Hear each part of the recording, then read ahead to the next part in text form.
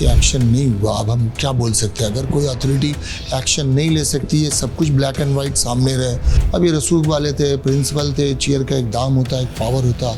पर तो एकदम से दीवार तोड़कर काम चालू हो गया, लगता है कुछ दाल में काला है। पुलिस के पास बार बार जाने पर क्या इनके खिलाफ सुनवाई होती थी? महिलाओं के प्रति इनका कैसा रवैया रहा है, अपनी पत्नी के प्रति या बाकियों के प्रति? जहाँ पॉइंट ऑफ अकरेंस है वहाँ पर तो एकदम से दीवार तोड़कर काम चालू हो गया, लगता है कुछ दाल में काला है। ये लैप्सेस है एडमिनिस्ट्रेशन के पार्ट में। अगर एडमिनिस्ट्रेशन ने इस पे डिसीजन लिया तो हो सकता है कि कुछ राज की बात हो, मगर उम्मीद है क्योंकि सीबीआई इसकी इंक्वायरी कर रही है, वो जड़ तक पहुंच जाएगी।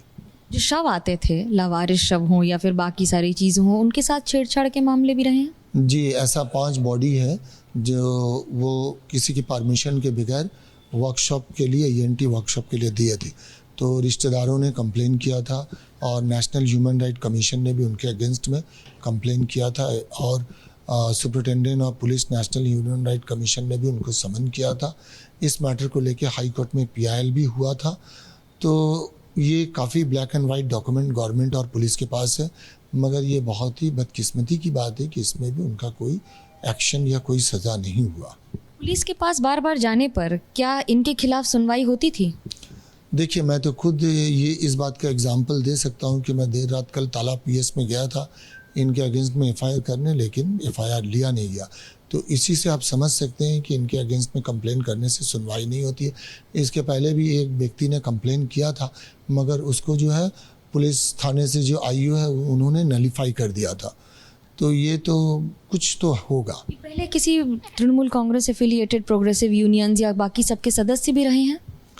ये भी मेरे लिए बोलना मुश्किल है, मगर ये बोल सकता हूँ कि इससे पहले नेशनल मेडिकल कॉलेज में वाइस प्रिंसिपल थे, उस वक्त भी इनके खिलाफ काफ़ी कंप्लेंट्स थी, उसके बावजूद प्रमोशन हो गई, प्रिंसिपल बैठ गए। महिलाओं के प्रति इनका कैसा रवैया रहा है, अपनी पत्नी के प्रति या बाकियों के प्रति? देखिए, पहली पत्नी का जब डिलीवरी हुआ था तो 14 दिन का बच्चा था, जो सीजर हुआ था, तो इन्होंने पहले पत्नी के पेट में लात मार दिया था, तो वो पूरा स्टीच जो है वो स्टीच ब्रेक हो गया। फिर स्थानीय लोगों ने उनको अस्पताल में ले गई, लेकिन फिर वो एक्सपायर कर गई।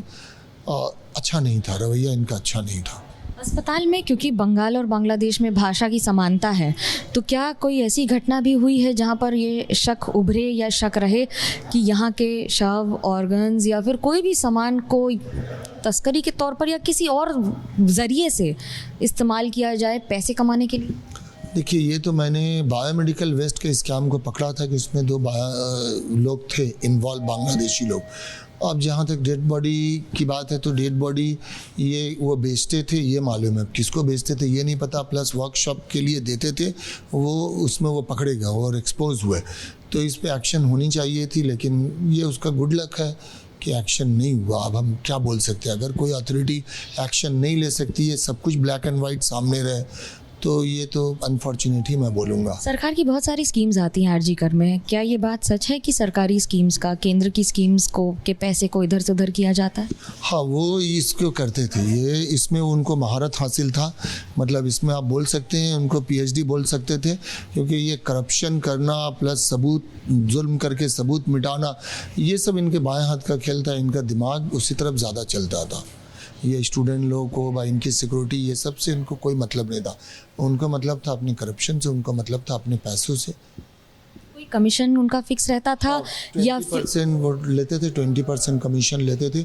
सब सारे टेंडर वगैरह जो भी होता था, सप्लायर वगैरह माल, उस पर एकदम ओपन करप्शन था। 20% उनका रेट फिक्स था।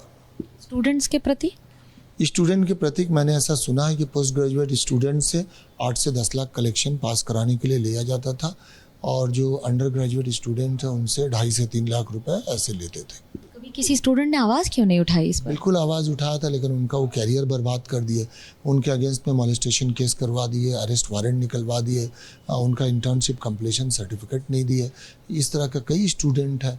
अभी तो 3 का नाम मैं ले ही सकता हूँ, जुनीत है, चंद्रमौली है, मैनक है। ये लोग आवाज़ उठाया था, इन लोगों के साथ बहुत बुरा किया। वो स्टूडेंट्स आवाज़ उठाते थे तो उनके खिलाफ ही मामले हो जाते थे? हाँ, उनके खिलाफ ही मामला कर देते थे। अब ये रसूख वाले थे, प्रिंसिपल थे, चेयर का एक दाम होता है, एक पावर होता। अख्तर अली को डर क्यों नहीं लगता? अख्तर अली को डर नहीं कि उनके खिलाफ एक्शन होगा? अख्तर अली को डर लगता था, लेकिन दो जज्बा, एक है कि ये जो बच्चे की ज़िंदगी से खेलते थे, अगर इनमें मेरा खुद अपना बच्चा होता तो मैं क्या करता, क्या मैं ये लड़ाई नहीं लड़ता, क्या उनके साथ खड़ा नहीं रहता, ये जज्बा। दूसरा जो बायोमेडिकल वेस्ट था, मैं सोचता हूँ कि ये समाज के लिए क्षतिकारक है, किसी भी इनोसेंट आदमी को इसका नुकसान पहुँच सकता। तो इसलिए ये चीज़ों ने मुझे हिम्मत दिया, मेरी ज़मीर ने मुझे हिम्मत दिया। अभी वर्तमान में मुख्यमंत्री ममता बनर्जी को अगर आपको कुछ कहना पड़े तो क्या कहेंगे? मैं उनसे रिक्वेस्ट करूंगा कि ऐसे लोगों को सज़ा मिलनी चाहिए और इनके खिलाफ एक्शन जल्द से जल्द होनी चाहिए। बस जरूरी है ये एक्शन होना, क्योंकि इस इनएक्शन की वजह से एक जान जा चुकी है, आगे न जाने क्या ही होगा। कैमरा पर्सन सूरज पांडे के साथ Manogya Loiwal, Kolkata, ABP news. For exclusive and insightful videos, subscribe to our new channel ABP Live Premium.